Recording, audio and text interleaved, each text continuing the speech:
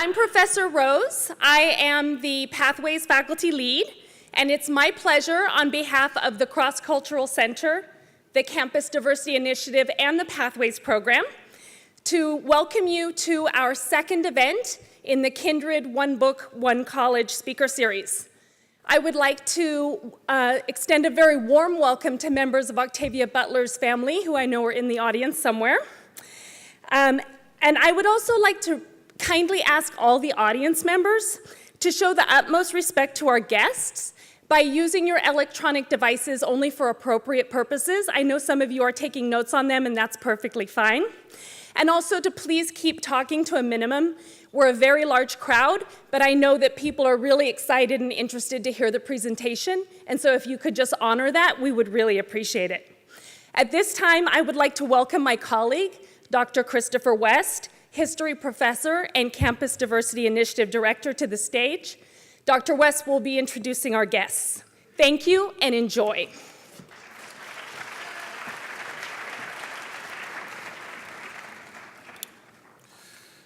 So part of what you're doing as on November 17th is that you're going to have to do what is the process of academic research. You've already begun that process by what is going to happen at the library. You're reading this book, Kindred, but in many ways the question of the poster project is, how do you take original text and reimagine it by looking at themes? How do you take original text and interpret what the author has provided and come up with something original and new? And the two speakers that we have today took the text that you have, which is Kindred, and they've turned it into a graphic novel. And all the complexities of taking the written text and turning it into a graphic novel, they've done. So this is an opportunity for you in many ways to hear, to experience, to listen to individuals who have done the work that you've done and done it in a graphic format. The two people here are going to be Damien Duffy. Damien Duffy is a cartoonist, a scholar, a writer, a curator, a lecturer, a teacher, and Glyph Comics Award-winning graphic novelist. He holds a master's degree and a PhD in Library and Information Systems from the University of Illinois, Urbana-Champaign.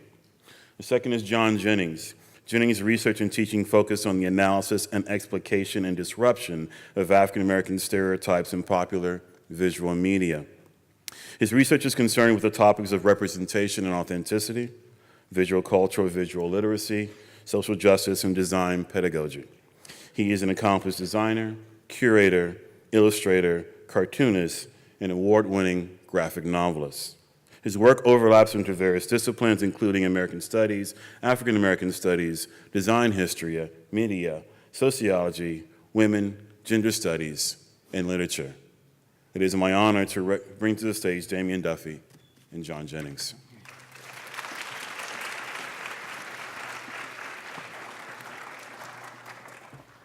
Hello. Greetings. That's John. Yeah. You could tell from the big picture of our heads there. I'm Damien. How you doing? Shall we? Yes, we shall. Yeah. So thank you so much for coming out. It's an extreme honor to be here at PCC. We would definitely like to thank Octavia Butler's estate for allowing us to bring this wonderful, beautiful, painful graphic novel to fruition. Thank you also to Sheila Rose for bringing us here to speak, and Abrams Comic Arts for giving us the job. And Sheila Keenan, our editor, for kicking our butts and making sure we got it in on time. And also our production team that we'll probably talk about that a little bit later, but our production team that helped us make sure that the book was done properly. So. And thank you, Octavia Butler, for writing Kindred. Yeah, awesome. And also, they always say, give people their flowers when they're here. I want to thank Damien Duffy, who's been my creative partner for 12 years now? Yeah, seriously, he's pretty amazing. So please give him a hand. But he had the tough job of adapting this. So. And I would also like to thank myself. No, John Jennings, as you could tell, does many, many, many things and is an amazing artist. And, I would not be here today without him. So give him a hand, please. All right. Okay, so thank you. We want to talk a little bit about the process of taking this text and turning it into a graphic novel. We're not going to burn up a lot of time because I want to make sure that we get a chance to have questions. All right, so just to begin with, this is Octavia Butler's biography that she wrote of herself, describing herself at the time, 1994, as a 47-year-old writer who can remember being a 10-year-old writer and who expects someday to be an 80-year-old writer, comfortably asocial, a hermit, a pessimist if she was not careful, a feminist, a black, a former Baptist, an oil and water combination of ambition, laziness, insecurity, certainty, and drive. And also an image from the collection of her papers at the Huntington Library, where she basically wrote her whole career into existence. And here's us. So we share some characteristics with Ms. Butler. We'll leave it up to you to figure out which ones. But yes, so this has been just a huge inspiration to us for a very long time. Definitely. I mean, such an amazing human being, and it was such an honor to work with the text. And again, it's a difficult text. We have the two book covers up because, again, I'm a designer and illustrator, and one of the things that we never really liked about some of the interpretations of the covers. Do you guys have the cover where it's just the like a woman on the front cover? Yeah. Right? Yeah, see, we never liked that because it makes it seem like it's, I don't know, like a wistful romance or something. Yeah. And so we like this particular version at the top here because it actually brings in the notion of the magical realism aspect, that this is actually a surrealistic piece, that something extraordinary is happening, even though it's very subtle, right? And so that's why with our cover design for the graphic novel, we wanted to bring in some of these elements of sort of twinning, of referencing the supernatural elements of the story. Yeah, I mean, and a lot of it's like the Gothic to a certain degree. It's something we were just talking about, that if you look at the idea of the twinning or the doppelganger or the kind of like unwieldy nature of like Rufus as kind of like a pseudo-protagonist, you're kind of rooting for Rufus, but you really, that's part of like the Gothic tradition. I was never rooting for Rufus. Really? No? Well, when he's a little kid, maybe. I wanted him to, You want him to be better. I do. Yeah. Okay. Do better, Rufus. Anyway, there's also other aspects, like the magical aspects, the notion of finding like fictitious histories, like the trope of the family Bible that's actually in it. Are we spoiling any of this? Everybody's read this book, right? You're not finished. Okay. Oh, man. So okay. what do you guys think about at the end when the aliens show up? That's crazy, right? I love aliens. Okay, no, never mind. There's no aliens. Anyway, okay. Yeah, but so we look at this particular piece as she described it as a grim fantasy. Grim fantasy. Grim yeah. fantasy. Yeah, she always argued it was not science fiction. Which another reason why I chose this particular book cover off of like Google Image is because it's from a library and housed in the science fiction collection. I can see the little rocket ship up on the spine if you look close. That's pretty funny. Yeah, and I'm in library science, so I think it's interesting how like her reputation is the reason it gets shelved in a particular place rather than the content of the story. Right. Because her other works are more science fiction-y, except when there's aliens show up, because that's cool. I'm gonna keep making that joke. There are I'm no sorry. aliens. Okay. Okay. So this notion of like why she created the story is something that actually sat with us a lot, and something we had to actually wrestle with quite a bit, was the notion of making people feel slavery. Yeah, feel history. Yes. So that was sort of our, that was Butler's mission statement with the work. It was in part inspired by someone she went to, I believe, college with, so maybe even here. But somebody in a class who said, if we could just get rid of all these old black people, we could get the revolution going. And she's like, well, that's a completely ignorant view of history. So she wanted to make it where history was not something you just sort of observe from afar, but that you feel and experience like one-on-one. Yeah. So figuring out how to do that with the comics form was kind of one of the big challenges we had. All right, so this is the image from the prologue of the graphic novel. But before we can even get to that, we need to have our own little prologue because you see, this is not the first time we tried to adapt Kindred. Yes. So in 2007? We'll say 2007. Okay, so in 2007, see how you can like remix history. Beacon Press was doing a call for artists to do a black and white version of Kindred. And we came across, or Damien came across it. Yeah, I read it. It was like in a column in Publishers Weekly, and I read it, and I called the editor, and the the deadline was like a week away. And she's like, well, if you could just, throw together 5 pages and send it to us, you can get in and we'll look at your submission. So we did that. It was a fraud experience, which we can tell you a little bit about. But so we did that submission, we got it in on time, and did not get the job. We did not get it. It took us a week. It was during spring break. I had 3 talks. I had to go to Buffalo, I had to go to Harvard, and to James Madison University. So what I was doing was actually drawing pieces from Damien's script and sending them when I hit the different universities via FedEx to him so he could actually put them together in Photoshop. Yeah, so then I had to go to, it used to be called Kinko's, FedEx now, but they had the big scanner. So I had to go there, scan all of John's various drawings, put them together in Photoshop, and then sort of letter them all. We did this, it ended up being like 3 days we did this. Yeah. So yeah, it was a crazy process. And it didn't work out. It didn't, which, it happens. It kind of did, but it didn't. Yeah, we were sad, but we were like, oh, well, there goes that opportunity. And so these are images from that original submission that was not accepted. Right. But fortunately, I guess for us, this particular adaptation never really got off the ground. Right, and so what ends up happening is Abrams Comics acquired the rights to do it, and we were trying to get other things that we're working on published by them. And yeah, so John was we were both at San Diego Comic-Con. People know about that? It's like the giant comic convention in San Diego every year. Yeah. So John was walking around with his art. Here, I feel like since we have the mics, I should walk around and stuff. So John was over with his art, and no. So he showed his art from one of the other projects we were working on to an editor, Sheila Keenan at Abrams, and she said, what'd she say? She said, I'm working on this graphic novel, and I think that your art would be perfect for it. Have you heard of this book by Octavia Butler called Kindred? And so once I got up from passing out, I'm just kidding, no, I didn't pass out, but I was like, what? So... Yeah, so I met up with John later that day in San Diego, and he told me that. And I was pretty sure it was this weird practical joke I didn't understand at that point. But yeah, so we got this second opportunity to adapt Kindred, and that was awesome. Yeah. That's pretty much the takeaway from this talk. That was awesome.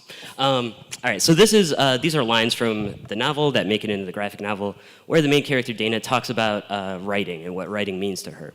I can tell you a little bit about what writing the adaptation meant to me. I lost my mind. I did this, I don't know why, but I was like, I'm not gonna shave until I finish writing this script. So you can see the scary beard there. My kids wouldn't talk to me. They pretended like they didn't know me. But I only got as far as finishing the thumbnails for the script, and then I had to shave because it got itchy and it was just weird. But so these are some of the examples of sketches I did to give me an idea of what I would write in the script. The finished script itself looks more like kind of like a screenplay where there's a bit of description of what the image will be and the dialogue for each one. So the image on the far right, that's a bit blurry. What happened there was I got to about 150 pages through the book, and I realized I only had 70 pages of the allotted page count for the graphic novel. And that's kind of a problem, because that's a lot. So I drew 70 tiny little squares, and then I did a little doodle for what had to happen on each page to get to the end of the novel. So that's actually like the last 70 pages of the adaptation kind of laid out. And then these are examples of sketches of particular panel and page layouts. I often use, Microsoft Paint, the terrible program you get with every computer. Yeah, so I use that to draw these sketches since it's actually John's job to draw the book, so I don't want to get too in-depth in my drawing, and that program does not allow you to get in-depth at all. And so this is more writing stuff. So after the initial script was done and our editor went over it and just mercilessly cut out tons of it. So much of it. So I had to go back and rewrite parts, and that's what part of this process was. And so I'm doing a lot of doodles in the novel itself and drawing little layouts and rewriting. And I think all told it was maybe like a 4 or 5 month process getting the script to the way that everyone wanted it to be. Mm-hmm. I also do the lettering on the comic, which is word balloons and sound effects and stuff like that. I do it digitally, and these are examples of the digital page. The photo there is, it was a long and difficult process. So sometimes I would work at this local tavern, and it helped. I don't know, they have good burgers. But so this is sort of my working process for doing the lettering after John had done the art. And up there is a sound effect.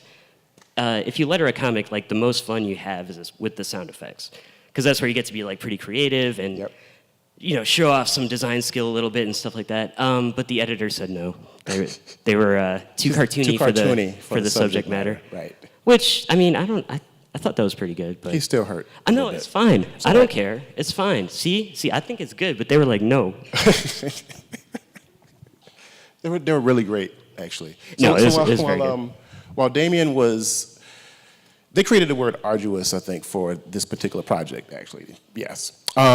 So while Damien was doing that, I'm doing a lot of research on the Regency era. See, this particular project, it takes place in the 1970s, like 1976 to be precise, and in the 1800s during like the Regency era, which is before the antebellum era.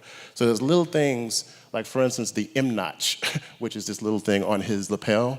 That's how they wore their clothing. They had these like really crazy like ascots and things that went up to here. So if you've ever read like anything by Jane Austen, like Wuthering Heights or anything like that, that's the era that we're talking about. The other thing too is that, which made it a little bit difficult for like characterization when we're doing like character studies, is the men didn't really wear facial hair. So I couldn't like, if you're doing cartooning, it's really great to actually have like things like that you can touch on where you can get across characterization. So this is Rufus's father and Rufus, in a particular style I was using, and eventually it turns into the closer to what the style is that we use for the book. So I'm kind of wrestling with different types of illustration methods or like rendering methods while he's wrestling with the actual book. So yeah, so I had to go and design all the characters and make sure that they're recognizable from various standpoints while we're making the book. So it becomes second nature to a certain degree. And also, since all the characters age throughout the book, that's another challenge that John handles extremely well with the illustration. Don't make me cry. I'll do it. I could do it, right? Can I make you? It's the most beautiful art I have ever seen in my life. Okay, enough. Okay. Yeah, we've known each other too long. Yeah, I seriously. apologize. All right. So the other thing is that once we get the script together and I do the breakdowns, we start out doing like things in batches. Y'all laughing at how many worked? Yeah, this is actually from one day. Like, oh no, right? You feel sorry for me now, right? Anyway, because of some issues with the beginning of the book,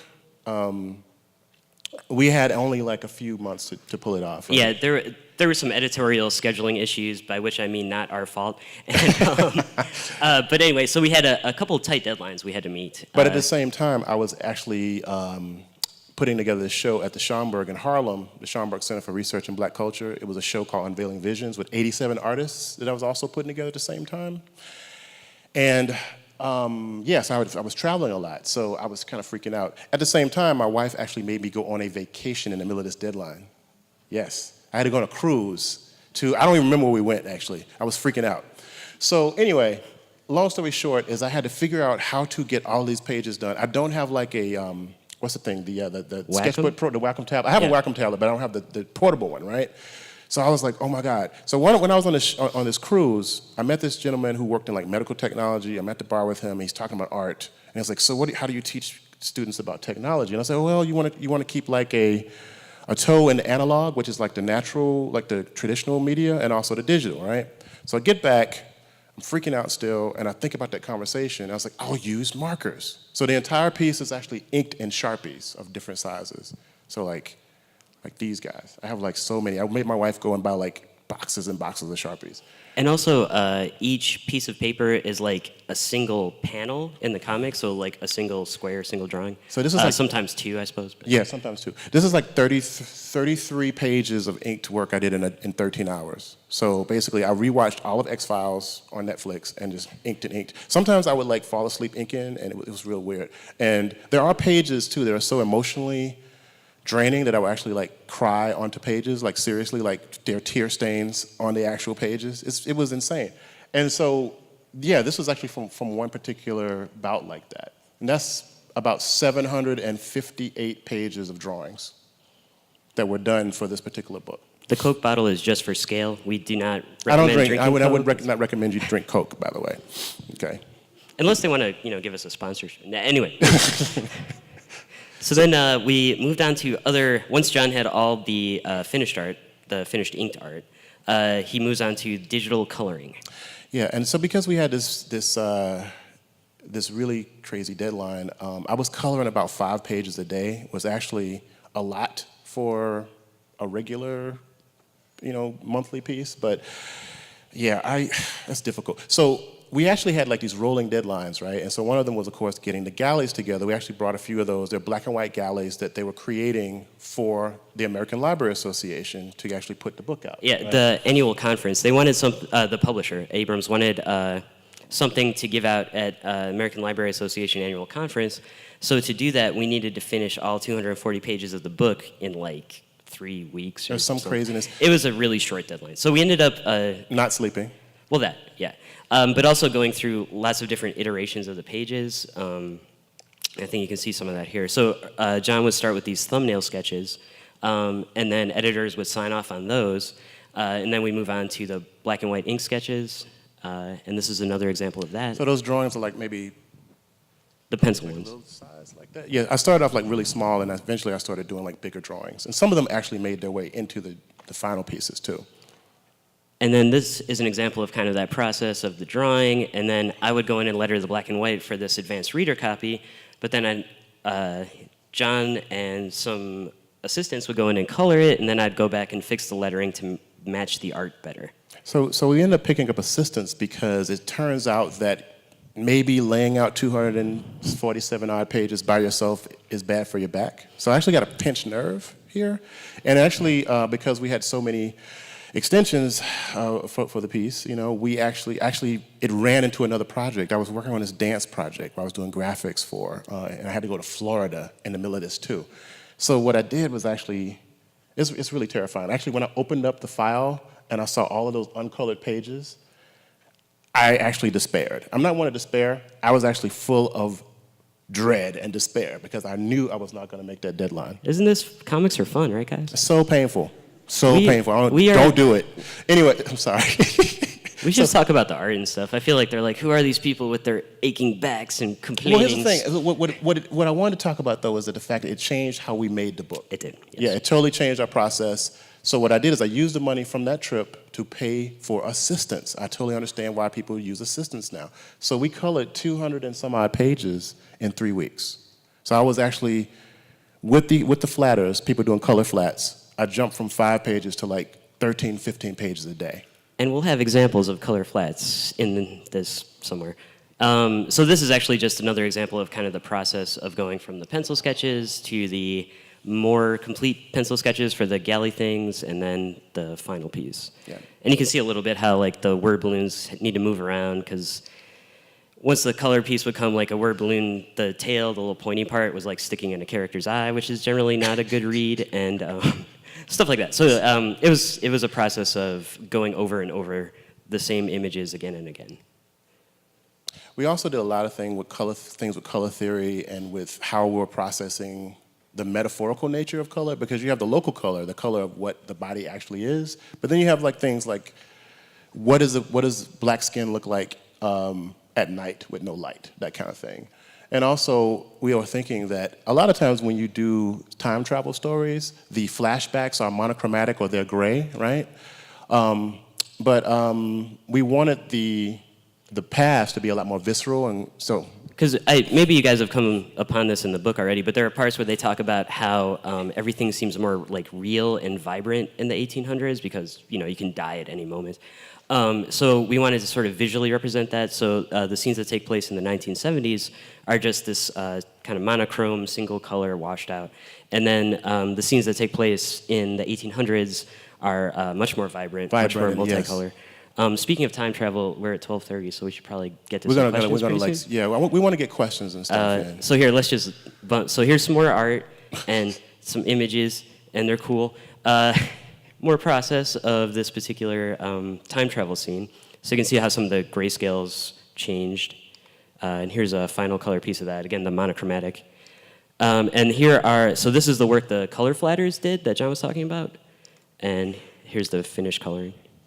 Yeah, one of the hard things was actually making sure that bruises made sense. Like, trying to track like Dana's bruises or Rufus's bruises. How does blood look when it starts to dry a particular way? That leads to some strange conversations. Like, I think she needs to be hurt more in the scene. Like, the scar should be bigger. Right, like, because these are ways to mark time, actually. It's like healing and, is she swollen? Is she not swollen? Her hair, all kinds of things we had to think about with like the coloring. The other thing too is that you see she has on like this kind of turquoise shirt.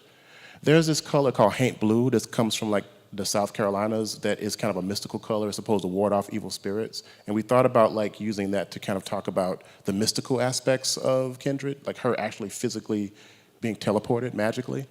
Because in a way, Dana is kind of a ghost in her own past. Yeah. And so this is one particular scene where we see the sort of transition from the 1970s to the 1800s. Here's And this a is one bunch of the most files. beautiful things I've ever seen. This is a screenshot of all the Google Doc files of the finished black and white books that just make me smile every time I see them. And here's a stack of those advanced reader copies we were talking about. It just looks cool like that. And that is our information. And we wanted you to ask us some questions about all this amazing things. Yeah. So. Oh yeah, and the first 20 people to ask questions will get a copy of the advanced reader A copy. signed thing. copy of the They're advanced reader's signed. copy. You go on eBay. Oh, look at you get she's like already- walk up to the mics They if should you have a probably just make a question. line, right? I mean, Please. yeah. Hi, thank you for the sharings. My name is Julfika, and my you. question is kind of contain the spoilers, so I apologize for that. I really would like to know your opinion about my statement here. So I think that Rufus actually loved Dana since the beginning, and maybe he himself didn't realize it at first until Alice actually gone. And then, but since Dana kept disappearing on Rufus relayed this feeling towards Alice. And then you can see it from when near the end of the book, he said that Dana and Alice is one woman. And I would like your opinion about that. Thank you. Did you want to? Yeah. So yes, that's right. I think so too. Yeah. No. I mean, there's a line in there about how. Oh, I can't remember. It's like talking about how it's a strange kind of love or a destructive kind of love. And I agree. Like, I definitely think that is kind of a through line throughout the book and throughout Rufus's story.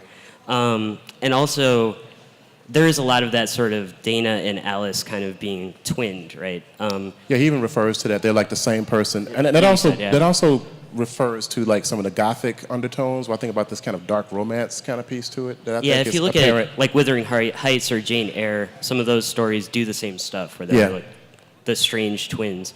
But I think that's also one of the most interesting elements of the time travel part of the story is that, you know, there's this question of would Rufus have felt that way towards Alice if Dana had never time traveled back? Yes. Very So good. yeah, so there's some question of like intentionality, like what actually made all this happen.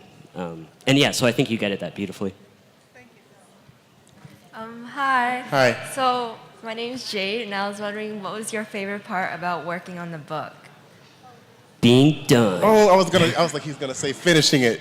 Yes. Besides finishing it, let me see.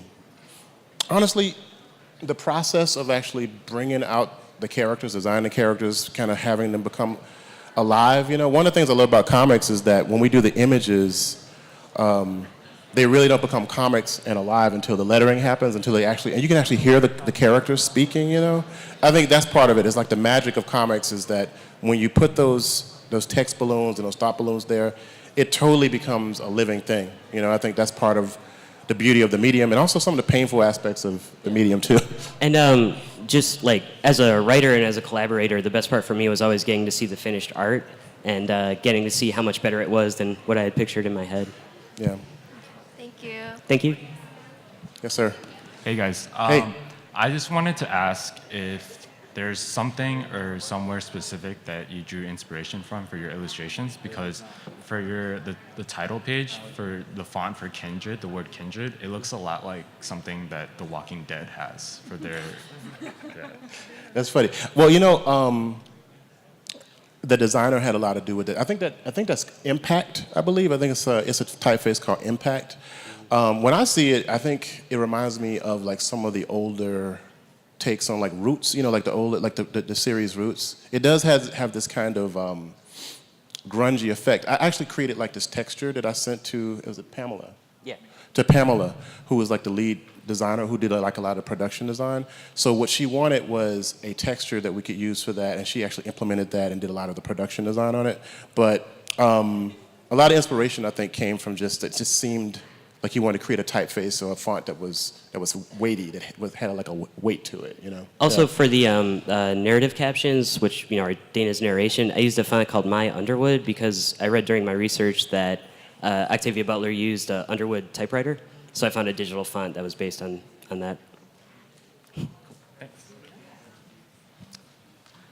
Okay, so when Dana would get dizzy, like she transports through time. So how would you draw that in the novel? Well, here's the thing. So it was a combination of both because it's a collaborative piece. So of course the physical manifestation of that, she'd be doubled over, or she'd like feel, you would have to do like the pantomime. You would have to make her look sick. That's one aspect of it. Yeah, this particular scene, I mean, we didn't really show the dizziness, I suppose, in this one, but it was more just the change in setting that we used. We said from the beginning we didn't want to do any kind of over-the-top, like a special effect. It's not like a TARDIS, you know what I'm saying? Or Like like she's a, shifting. Light exploding or something. So, it was mostly in John's cartooning, and I think we had something earlier.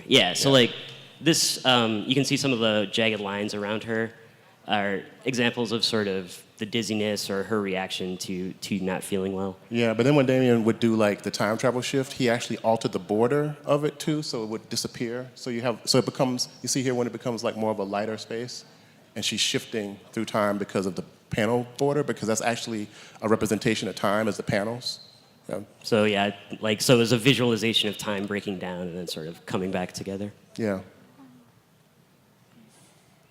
Hi, Thank so my question is, because the book is 260 pages, and graphic novel you have a limited space for words. So how do you, when you first sit down, how do you decide what's important and what's not?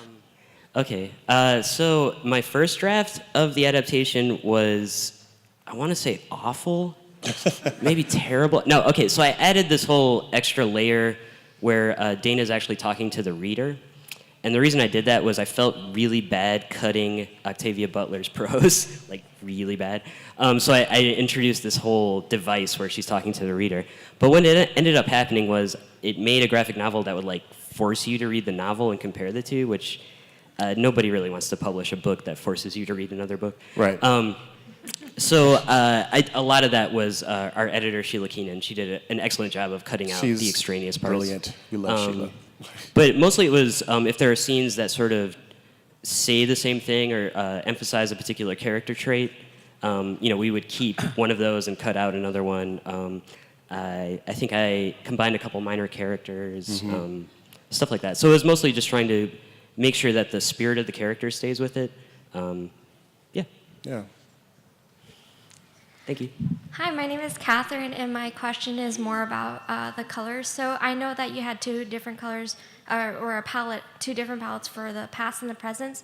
Were those palettes already set before you were, or did you create those colors while you were doing the coloring? While Damien was doing like the adaptation, we did like a lot of color passes, because I knew that when we got into full production that we would have to have set color palettes. They had to be consistent, because a lot of about, how the colors work in comics, coloring becomes part of the storytelling, right? And it was extremely helpful to have the color palette set when I actually brought in other assistants, right? So what I would do is I would actually have like the color palettes for the different characters, and I would send those as a character sheet with the, along with the pages that need to be colored. And actually, what's really something as an aside is the monochromatic pieces, those were all done in grayscale at first, and then I would actually drop a spot color in Photoshop. So having the colors set actually helped a lot with production and getting those particular character moments together, right? So I did a lot of color experimentations first, and then once we got it together, people agreed on it, we just moved forward with it. Yeah. Thank you. Thank you. Hey, my name's Jacob. So in the beginning of your guys' speech, you guys talked about Rufus being a good/bad person. So personally, what do you guys think he is, or like personally? I mean, the thing about Butler, like all of Butler's work, I think I can say, is that all the characters aren't really good people or bad people. They're just people. Just people. Yeah. Which is kind of like her genius. I mean, Rufus. I wanted him to be better. And I was down with what Dana was trying to do. She had the misfortune of seeing him as a kid and falling for the innocence that he had. Yeah. And one of the things that when we were designing Rufus is we tried to keep like a baby face. We tried to keep the innocence in his face. You know what I'm saying? And to kind of toy with maybe not toy, but kind of to keep make the reader feel that in the design of the character too, that the little boy was still there. Yeah. So. And also, I mean, this might not even answer your question, so sorry. But also, I think like Rufus especially is a good example of how slavery, chattel slavery, would impact not just the enslaved, but also the slavers, right? Yeah. And just his sort of extremely twisted logic, because everything he does is sort of out of this weird love, but it's a love that's like twisted and turned into like nasty barbed wire love, right? Yeah. Right. It's based in his complicity to the slave trade. Him being, she did a really amazing way of using the Kindred piece as kind of a prototype to talk about the ramifications of slavery, which I think is the genius of the book, So. Thank you. Yeah. Thank you. Hello. I was wondering what the publicizing and publishing aspects were and how you really got your name out there when you released the book. Well, technically, the book is. Oh yeah, the book isn't actually out yet. So. Oh. Wait, I gotta think. Hold on. There we go. Yeah. It will be out in January. It'll be out January 10th. So a lot of the production side of that's going to be handled by a publisher. We actually have a pretty decent following in various aspects of social media. But yeah, so we have a background in, we've self-published some of our work and also had some of our earlier work published by like small art book publishers. Mm-hmm. Or university presses. Yeah, or so we have some experience with, promoting ourselves through traveling and appearing at like conventions and social media and stuff like that. I mean, that's mostly what John does. I just kind of chill at home and write my dissertation. We push really hard. I mean, and we have a pretty decent presence on Facebook and other places. But for the most part, this book is going to be handled by the staff of Abrams as far as like getting out in the spaces. I guess one particular thing that was very helpful was Abrams belongs to. NetGalley, which is a service where you can actually preview books and such to different reviewers. And also I think something that was key was the black and white advanced reader's copy, right? Because we pretty much finished the entire book for the most part and had it in the hands of the librarians with where it's got to be. That's their major conference. I think that was a big deal, so. Thank you. Hello, my name is Johnny. How did you two originally meet and start to collaborate on works prior to Kindred? That's such a great story. Quick comment, Yes. Dr. Duffy, when you grew out your beard, it reminded me a lot of the description of Kevin Franklin when he was reunited with Dana. I actually almost thought of that, where I was like, am I going crazy and turning into Kevin? No. It was kind of also, I'm just lazy and it was an excuse not to shave. But yeah, no. How did we meet? All right. Let me try to do the quick version. But you know who Scott McCloud is? Some people do. So Scott McCloud, oh hey, what's up? Scott McCloud is, he wrote a book called Understanding Comics. He's kind of the Marshall McLuhan. Nobody knows who Marshall McLuhan is. He's our comics guru. Yeah, he's like this comics scholar guy, famous comics scholar guy. Anyway, John was a professor at University of Illinois, where I'm still at. He brought Scott McCloud in to talk. Yes. I was friends with this gentleman, Dr. Daniel Yesbick, who teaches in St. Louis now, but at the time taught at Illinois also. He's also friends with R.C. Harvey, who was like this amazing comic book artist, a cartoonist himself, who's also a very renowned comics historian. Renowned comics historian, who also used to live in Champaign at the time. So Yesbick was friends with R.C. Harvey. R.C. Harvey was friends with Scott McCloud. John brought Scott McCloud to talk. So R.C. Harvey crashed the dinner after the talk so he could argue with Scott McCloud about the definition of comics because that's what they do. And it's hilarious to see. It's pretty funny. And then Yesbick crashed the dinner because he was friends with R.C. Harvey, and then I crashed the dinner because I was friends with Yesbick, and then we just kind of started hanging out. Yep, that's how we met. All right, thank you. Yeah, so like, he was like, wow, okay. Told you it was a cool story. Hi, my name is Ryan, and I was Ryan. looking into art as a major. Okay. So, like, as an artist, how did you keep your characters consistent, like the same style throughout the books? Because that's a lot of pages. And also, what art school did you go to? Well, I'll answer the second one first. I went to Jackson State University, which is HBCU in Mississippi. I'm from Mississippi. I went there for art. I finished a couple of masters in art at University of Illinois, ironically, yeah. Yeah, and so I kind of fell into illustration late. I actually am trained as a graphic designer and visual communication specialist, right? As far as like the character design, basically once you get the characters together, you just live with them. You have to draw them over and over and over and over again till they become like breathing, you know? And that's the only way to do it. I mean, you have to like really stay with them. They become part of you. They're like your friends, you know? So yeah, or your enemies, I guess, you know? But you have to consistently draw them from different standpoints until they just come, yeah. There's no way around it, actually. I didn't go to art school or anything, and I actually didn't try this, but I'm a cartoonist also, and I found just like as a trick, if you have particular characteristics of the characters that are, you know, you can break down into simple shapes or something, that makes it easier. Like I have a character right now who his nose is always like kind of a C curve and then a little rectangle nose, and just like tricks like that I found kind of helpful for consistency. Yeah. Thank you. And good luck with your art career. Thank you. Mm-hmm. So I remember reading in the book about Dana and all the characters saying she's dressed like a man. I noticed in your illustrations she has short hair and her facial features are very distinctive to be, I guess, manly-like. Androgynous. So I just want to ask what made you decide to make not only obviously stating to the character for being dressed in the pants and stuff, but to make her really look like a man with the hair and the face and stuff. Well, I mean, that was part of, we definitely wanted to play that up. You know, if we wanted to play that up, we wanted it to, because so much of it, she gets mistaken for a man so many times, you know, in the story. And we wanted to make sure it was believable that would happen. Yeah, because she's still a very, very lovely woman, but it's like, you know, I think because of the short afro and the style of dress, we wanted to actually bring that 70s vibe to it and, you know, that kind of thing. So we wanted it to reify itself in the description of the character visually, too. And also, we did the short hair to help show the passage of time. So after she's in the past for a while, her hair starts to grow. To grow out, yeah. Because there are so many scenes where, like, the only way we can show that time has passed is through just visual changes in the character. Yeah, so like making the clothes a little more disheveled, or you know, growing out the hair, or like showing that the bruising has dissipated, stuff like that. It was very useful for, like you said, for time passage. And also, we want to make sure there were visible similarities in the facial features of Dana and Alice, and also Rufus. Yes, yeah, he has a little bit of Rufus in there too. Yeah.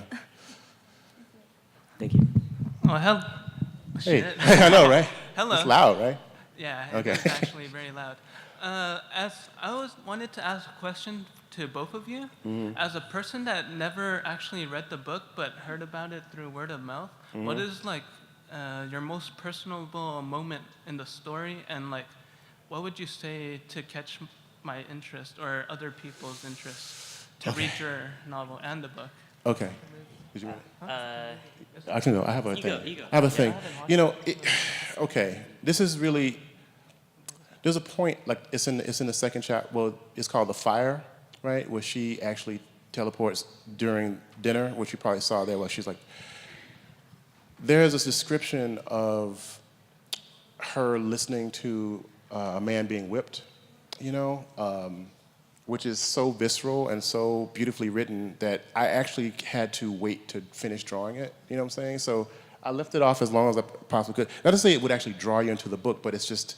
It was a testimony to how talented she was as a writer, you know, and so it affected me so much that I actually waited to draw it and to color it, because when you're doing a piece like this, you draw it over and over and over again, and with each pass, you make it more and more realistic, right? So it's a very emotional point for me in the book that it actually touched me, and I think I felt the pain of the character that was being beaten, but also Dana's dismay at having to deal with that, you know, yeah. Yeah, what he said. No. No, well, that part in particular is, I remember reading the novel for the first time in undergrad, and that part is where I like got the sense, like I didn't know at the time she had said she wanted to make people feel history, but like that's the scene where you're like, oh, and now I get what that means. She feels it. You feel, yeah, it's like, yeah. But not really emotionally, but just sort of kind of professionally. There's this whole part it's talking about the main character becoming a writer.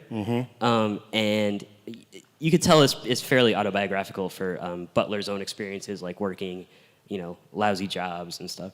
And so that I kind of connected with just on because I'm a writer, so like I kind of connected with that. But I also, there's this whole thread through the story talking about sort of labor and gender identity. Yes. And who gets to work certain jobs, what does it mean to work certain jobs. And the more I've gone back over the book, the more I've sort of connected with that. It's not really a historical piece, or maybe not even drawing into the book, but it's I think a meaningful undercurrent to not just the work, but the history that it talks about. Right. In terms of drawing into the book, it's a black woman from the 70s who time travels back to a slave plantation. Right. That's crazy. How would you not want to read? Anyway, yeah. Anyway. Right, thank you. Thank you. Hi, what gave you the inspiration to turn a novel into a graphic novel? Like, what would you say your process was? The inspiration? Well, the first thing was like, hey, we want you to do this book. Seriously, I'm sorry. But no, we love the book, and we wanted to actually do it anyway, but, we had to get permission, I guess, to a certain degree, to do it, but, yeah. Yeah,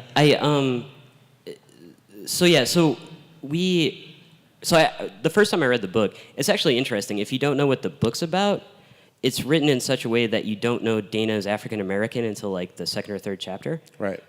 Which when I read it in undergrad, I just had a professor, like a writing professor, say, oh, you should look at this book. So I didn't even know what it was about, which makes it actually more terrifying in a way because you're really confused at the start. But it stayed with me after. It's one of the few novels I've gone back and reread even before all this came up. So when our first opportunity to adapt it came up that we eventually didn't get, it seemed to tie into a lot of work John and I had done already with our comics, because we do a lot of stuff about race and gender identity, the way media portrays social politics, social justice, Afrofuturism, stuff like that. So, in part, it goes along with a lot of the work we've done as artists, as educators, and curators. Also, I don't know, it's just such an amazing work. I don't know. It was daunting, but the fact that it was such a challenge, I think, might be another reason. Yeah. Thank you. Thank you. Hi, I'm Toby. So there's this scene in chapter 2 or 3 where Dana almost get raped by this person. Yes. So would you try to censor that scene or just draw it as it is? Because it's such a violent desire scene.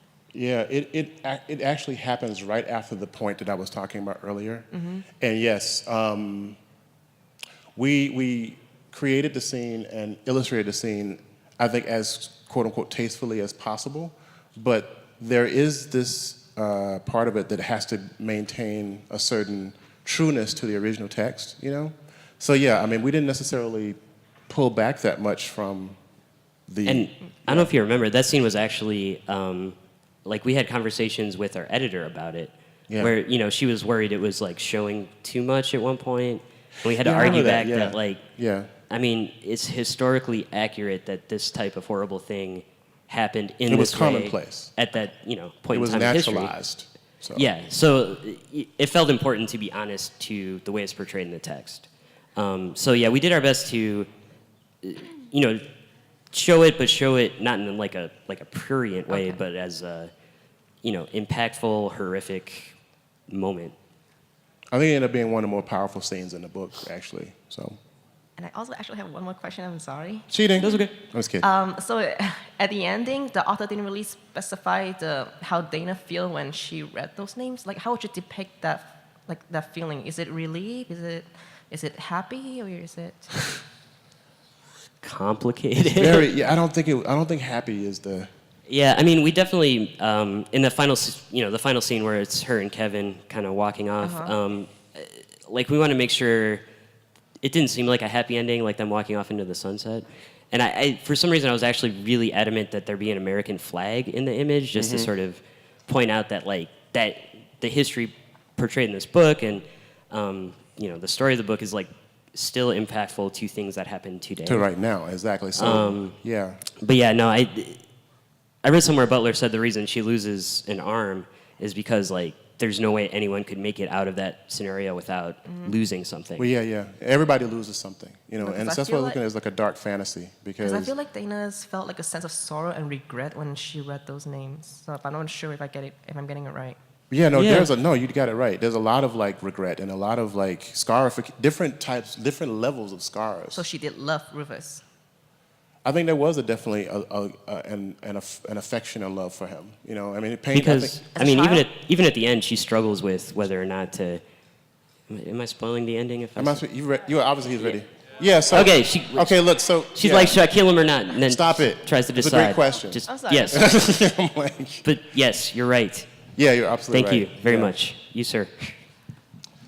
So, I really like the illustration, how you illustrated all of this. Did that came from you reading comic books?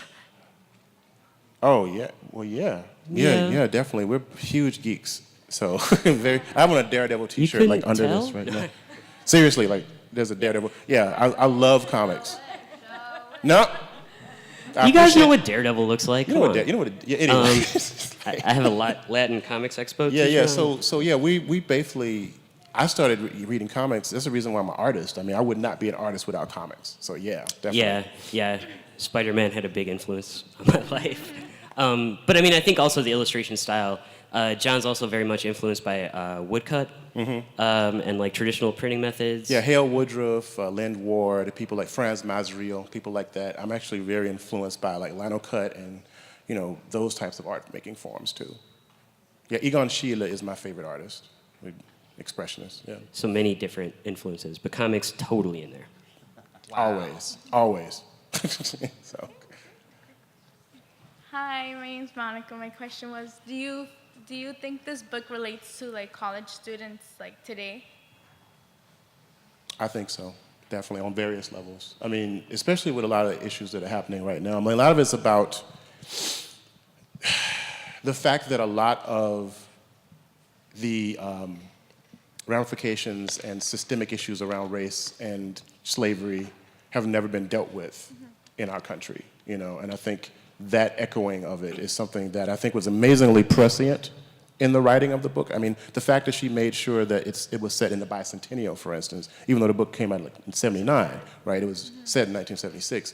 She was using the medium of time travel in science fiction or fantasy as a way to talk about the issues of systemic racism that still exist today. So yeah, definitely. And all the different like intersectional issues around identity politics that still haunt us, actually. So yes. And I think also, I mean, pretty much what John said, but I think one of the great things about the novel is that it highlights the fact that if you talk about the history of slavery or you talk about black history, you're actually talking about American history. Exactly. And that's inextricable from, any other race or class of identity because everyone is, like, we're all in this together. Right. You know what I mean? And I think Kindred, in the end, if there's any sort of, it's not really a cathartic book, like you don't feel happy after reading it, but I think it does drive home that point that we're all in this together and maybe we need to, figure this shit out. Yeah, seriously. Seriously. Okay, Thank you. Thank you. Thank you. What's up, fellas? Hey, how you How's it doing? going? My question was when I teach the book, I always talk about the reason why Dana lost her arm was not just that she had to. There was something to pay. It's I always teach that, and I noticed in your depiction there, it was her left arm that she lost. Yes. When I talk about it, I always talk about her right arm, her writing hand. Oh, she's left-handed. She's left-handed. Well, it's her writing hand. Yes. So, Yeah. could you guys speak on some more about that idea of her? That it's not just that she lost something; it's the hand that she writes with. And we spent a lot of time thinking about that too. That's very So the awful first draft I did, I added some scenes that weren't in the novel where it's like after everything's gone down, and Dana is like telling her story. It turns out to Kevin, who's typing for her, as kind of like a reference to that. And like she's lost the writing thing, but he's willing. And he to type always for her. asks her to be his stenographer and Yeah, the so it was power a play on dynamics, that, but yeah. that's not in the thing. But that was just Yeah. sort of how I was dealing with adapting it. But yeah, no, I feel like it's like she loses a certain amount of agency. Yes. You know what I'm saying? Yeah. Yeah, it's like she loses agency through the story, but It's not a definite. I don't know. I feel like she loses it, but also gains it, right? Like she takes control back, but in doing Because she's so, connected with the history now. Yeah. That's right. And so the other thing too is that, you know, you can learn how to write with the other hand too. So Yeah. it's almost this notion of like making changes and learning from the past and stuff like that. But a lot of it is about this notion of like during slavery, you know, there was this parsing out of the Yeah. body, this like cutting up of the body for what it was, for the purposes, you know what I'm saying? Because also- she was very much used for her writing abilities and, Yeah, yeah. you know what I'm saying, in the past too, yeah. and also there's this whole tie between literacy and freedom, Yeah. right? Yes. That you know is in throughout slave It's narratives. a technology, just like race is a technology. Yeah. Yeah, so when I teach it, I always couple it with, what's his name? Bill Withers' song, I Can't Write Left-Handed. Oh, yeah. Mm-hmm, mm-hmm. So, yeah. Yeah. So thanks, guys. No, it's a big deal actually to us. And we foreshadowed it a lot too. Cool. Thank Yeah. you. Thank you. Keep it up, guys. Thank you. You too. Hi. Did you find it hard to portray the characters throughout the novel? And did you gain any help from other artists and graphic novelists? Or was it strictly a private project? It was about as difficult as any other project as far as like, you know, when you're thinking about it's a problem solving piece, right? So you're thinking about like the physiognomic representations of the different characters. What they look like represents who they are, you know? But I shared like a lot of the images with our peers, you know? Yes, Yeah. definitely. We got a lot of feedback from a gaggle of artists, you know? It's like, hey, does this look okay? Does Yeah. this look right? How does this feel to you? Is this working? You know, yeah, we got a lot of. I would send out test pages to people that I trusted, that I knew would give me an honest answer about the work. Yeah. And we were lucky to know a number of like really smart scholars who are very familiar with the work, so we could be like, are we doing this right? Does this make sense? Does are it we feel doing good? it justice? Yeah. Because I don't know, because a lot of people this will be their first experience of the story or of Butler's work. We felt like a huge obligation to get it right, I guess. Yeah. That makes sense. Cool, thanks. Thank you. For time management, we'll take 3 more formal questions, and then we'll just have a quick 5-minute when you can, like, more informally get your, for those That'd be people who are great. just dying to ask a question, okay? So 3 more formal questions at the mic. Lucked out. Okay. Hi, my name is Raven. I'm a graphic designer as well, and I just wanted to know, how did you know where to like draw the line and what specifics you wanted to use for actually like drawing the pictures in Octavia Butler's like vision? Like you said that when she went back in time, it was more vivid, so you drew it like that. Like where were some of the, well, I want to put it like this, even though she kind of said this, like where did you kind of fill in? The tensions between the original text and the adaptation. Yes. Yes. I mean, I guess it's always there to a certain degree, right? I mean, because like Damien said, I mean, the first draft was it was an interesting like route to take. You know what I'm saying? I think very bold actually to try to do something like that too. But what do you think? I mean, it's hard to adapt in one sense. Well, this is the writing aspect, but I don't know. So it's hard to adapt in the writing aspect because Butler does stuff that makes perfect sense in prose, but is impossible to do in a comic. Where like an event will happen, and she'll be like, "Oh, and that reminded me 3 months ago somebody said So this." that's a flashback. Yeah, and it's like, "Oh, I have to take that and put that back." You know, so a lot of it was just sort of trying to move things around so they were to a certain extent more linear than the prose set it up, and I think that ends up showing in the art as well. But also because her prose style is so kind of, you know, direct and to the yes, point. it's very terse. Yeah, terse. Beautiful and stripped down. You know, yeah. We didn't do a lot of like cinematic shot. You know, it's mostly like on the ground, like point of view. It feels like a play. Yeah. You know what I'm saying? You know what I'm saying? You could easily see it being a play because it doesn't happen in a lot of different locations. The colors were extremely, you know, resonant, you know, I think in some of the descriptions that she did. So we tried to focus on those particular touchstones and try to like strip it down like the writing actually. So. And also because it's set in a kind of like very historically realistic setting, we took some kind of like, we did in a couple places like these infographics, and we did like a map of the plantation in one part, just to sort of reference like history books and the way history books break down history, and juxtapose that with the actual A little story. bit of that. It was Just a little abstract, bit, but yeah, even like we even did cutaways of like her bag to show what was in it, and yeah, because those are things that actually feel right in a comic book because comics do like schematics really well, and so we wanted to play off of that a little bit and actually center it in some of the ideas that the medium of comics does very well. Okay. All right. Thank you. Thank you.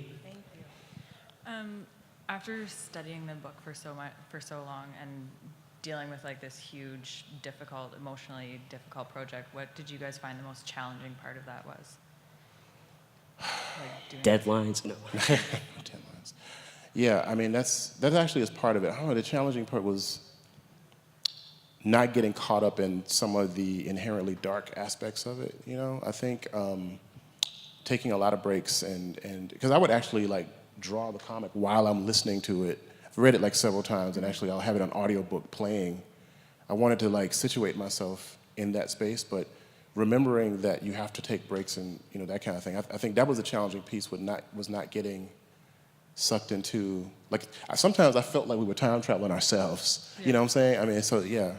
Yeah, I mean, other than not losing my mind, I think one of the biggest challenges was, this sounds weird, but I kind of felt like Octavia Butler was standing over me like, She no. talks about that before. What? No, what are you doing? Stop that. No. Like getting over the fact that this is such a huge honor, but also such a...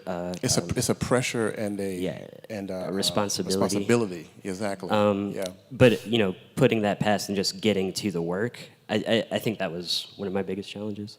Yeah. Thank you. It was very difficult, though. I'm sorry, I just kind of went there. Sorry. Thank you. So last formal question, and then we'll just have an informal conversation. Thank you. Hello. Hey. So you mentioned that how hard it was for you to draw certain scenes and stuff, and how you had to also make them more tasteful, but include them because those are important scenes. So I was wondering about the part where she tried to escape and they caught her, and they had her hanging in the barn naked while they were whipping her. I was just wondering, how was that scene incorporated? Honestly, like design-wise, I think it's one of my favorite pages, because we really actually truncated that a bit we had to actually edit that a little bit, right? Yeah. So that scene, it's much longer in the book. I think in the graphic novel, it's like 2 pages. Yeah. And some of that was the editor because we were just low on space. But it actually worked well because the whole point is she didn't get very far when she tried to escape. Yeah. But the actual scene in the barn, at that point we had already portrayed a couple, horrific whipping scenes. So for that one, actually, we just have her mostly in silhouette. Yeah. So you don't really get the full view of it because we felt like we had already done that. And sometimes it's actually more impactful to sort of leave it up to the reader's imagination. Yes, and it was also the first time where she was actually hurt really bad, and she realized, like, since she knew she wouldn't die from this, she actually stayed and endured it. That's right. Yes. Yeah. Yeah. It's a very important scene, and and I think through some shenanigans with inking and with placement, I mean, you feel the visceral, painful aspect of that, but also it's not to the point where it's gratuitous, which is something that we had to balance out throughout the book anyway. So, Thank you. Thank you. Thank you. And thank you all. Thank you, everybody. Yeah.